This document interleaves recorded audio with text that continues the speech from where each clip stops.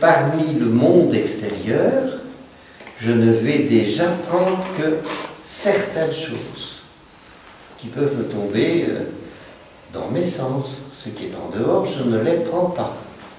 Donc il y a une perte par rapport à l'extérieur. Un gain, puisque je prends quelque chose qui est important pour moi. Donc déjà au niveau de la sensation. Dans la perception, je ne perçois pas tout. Des sensations. Donc je perds, il y a une perte. D'un autre côté, ce que je retire, c'est quelque chose de plus intéressant. Il y a donc un gain de retirer des choses les plus prégnantes, les plus importantes. Si je vais plus loin, l'image mentale est la capacité, parmi les perceptions que j'ai eues auparavant, d'en retenir en mémoire et de me les restituer mentalement. Donc le son des cloches que j'avais hier, je l'ai retenu en mémoire et maintenant je peux le réentendre, le repercevoir. C'est donc une perception sonore. Mais l'image, c'est bien, par définition, une perception mise en mémoire et que je me restitue par après. Là aussi, il y a une perte, non? Tout ce que j'ai eu comme perception, je ne le retiens pas. Je ne me le restitue pas. Mais il y a un gain. Les perceptions que j'ai retenues devaient donc être les plus importantes et les plus intéressantes. Donc, c'est bien quelque chose d'extraordinaire que cette capacité d'avoir de l'image mentale. Les choses ne s'arrêtent pas là. Parce que pour créer l'image mentale, ils vont l'utiliser, c'est un niveau ultérieur de développement, pour opérer en image ce qui parfois est difficile de faire dans la réalité. Exemple, si je suis architecte, je voudrais montrer, proposer des maisons, etc. Eh bien, je peux dessiner, non? Je peux expliquer. Si je ne pouvais pas dessiner, qu'est-ce que je devrais faire? Je devrais les réaliser, en vrai. Je ne serais plus, il n'y a pas de possibilité d'être architecte. C'est des reptiles, comme. Même je n'ai pas envie de faire. Mais cette capacité de pouvoir manipuler en image plutôt que la réalité donne des potentialités extraordinaires. C'est-à-dire que maintenant, plutôt que de réaliser quelque chose, je peux en image déjà le réaliser. Et si j'ai le souvenir de plusieurs solutions à un problème, je peux, en manipulant les images, refaire mentalement les diverses solutions et mentalement juger parmi les solutions que j'ai trouvées quelle est la meilleure et donc trouver des stratégies. Mais ça a été lié au fait de manipuler l'image mentale. Nous avons utilisé une série de neurones qui sont les mêmes que celles que l'on a pour manipuler la réalité, pour manipuler l'extérieur. Il y a donc une population de neurones communes quand j'imagine une action ou quand je la réalise. Entre ce que je fais et ce que j'imagine, il y a un lien nécessaire. Dès que j'imagine, je dois faire au moins un minima. Et on va toujours, quand on observe finement, c'est ça qu'on vous demandera, d'observer des gestes à minima, ils ne peuvent que correspondre au geste mental qui se passe dans la tête de quelqu'un. Donc c'est un moyen de lecture, mais il faut affiner, hein, qui vous permet, quand vous voyez un comportement de savoir, pas dans le détail, pas dans le contenu, mais au moins dans la forme, dans le contenant, ce qui se passe dans la tête de quelqu'un. Ce matin, je dis, tiens, si je vois, quand je parle à quelqu'un qui fait ça, forcément, je sais que s'il fait ce geste-là, mentalement, c'est le geste analogue, le même geste, qui se passe dans sa tête, et que, qu'il en soit conscient ou pas, je n'ai pas dit que c'était nécessairement conscient, même inconscient, ce qu'il a envie, c'est de me donner des coups de pied. Donc on parvient, si on est extrêmement fin dans l'observation, à passer de l'observation du geste réel, à minima, au geste mental.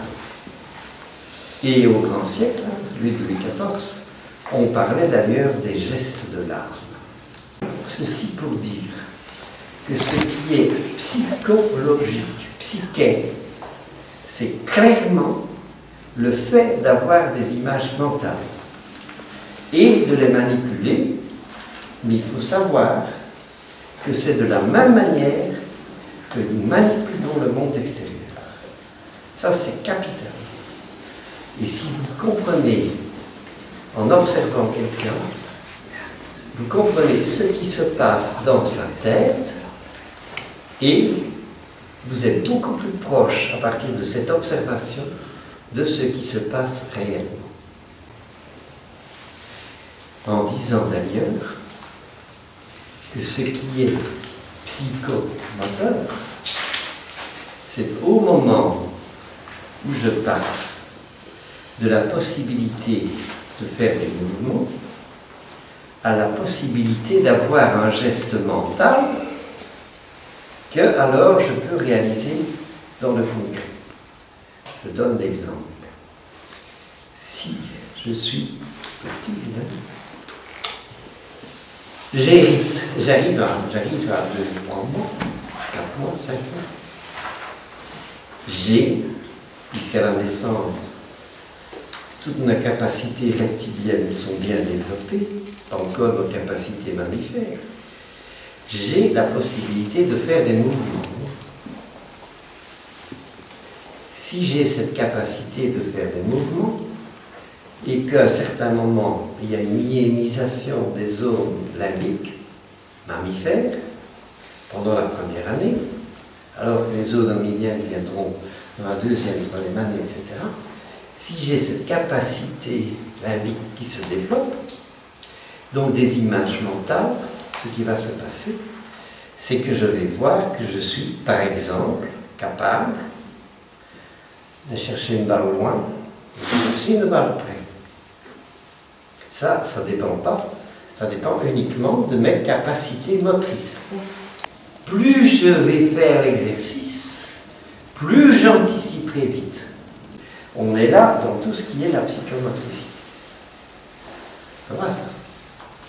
Mais ça revient au même que de dire, si je comprends bien un geste, je peux remonter à l'image mentale qu'il y a derrière, du geste qu'il y a derrière. Il y a toutes sortes d'expressions qui vous parlent à la fois de l'aspect physique et de l'aspect psychico-relationnel. Nous avons dans l'humanité une grande expérience de toute une série de mots-ponts qui nous permettent de passer de l'un à l'autre. Donc c'est bien à travers les concepts de psychomotricité que je peux remonter à ce qui est mental. Donc on va être invité tout le temps à exprimer vos observations le plus possible en termes psychomoteurs. Les psychomoteurs, ça veut dire qu'ils sont apparus à partir d'un âge précis, qui est celui de la possibilité d'avoir des images, des capacités qui se développent, qui arrivent à un sommet, puis qui continuent beaucoup plus lentement à se développer, c'est-à-dire que vers 4-5 ans, quand on est à certains autres, là, ce que j'ai acquis ne se développe plus beaucoup. Ça ne veut pas dire qu'on ne peut pas se développer un peu jusqu'à la fin de la vie, mais il y a une courbe entre un début de l'âge où la psychomotricité apparaît et l'âge où elle se termine. Et alors, qu'est-ce qui va se passer? C'est que, par exemple, au départ, pour compter, eh bien, je dois compter sur mes doigts. À un certain moment, à force de compter sur mes doigts, par un phénomène de mémoire, je n'ai de moins en moins besoin de compter sur mes doigts et je compte mentalement. Est-ce que je m'explique? On n'est plus alors dans le domaine de la motricité, comme tout à l'heure. On n'est plus dans la psychomotricité. On est dans le domaine du langage. Et donc le langage, c'est quelque chose qui va venir après, quand le développement de la psychomotricité est suffisant et qu'elle va permettre d'accéder à mentaliser les choses sans devoir les réaliser. On est dans le même phénomène que ce que je disais tantôt au propos des gestes. Les gestes correspondent toujours, les gestes mentaux, les images, correspondent toujours à des gestes réalisés. Est-ce que je m'explique bien? Question là-dessus. Et donc, à partir de demain, etc., c'est d'observer les gestes et de chaque fois remonter au geste mental qui nécessairement doit être là derrière. Et avec des mots pas abstraits, des mots très concrets, tels qu'on les trouve dans la psychomotricité, tels que l'on peut les utiliser par exemple pour décrire un comportement mammifère. Ce que vous pouvez utiliser comme mot pour décrire le comportement du chat, du chien, utilisez-le pour décrire le comportement humain. Mais si vous dites qu'il comprend mentalement, c'est autre chose. Là, vous sortez du vocabulaire psychomoteur et vous entrez dans un autre vocabulaire, mais qui occultera les choses.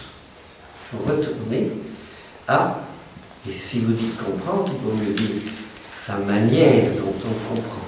Est-ce que c'est absorbé, est-ce que, etc., etc.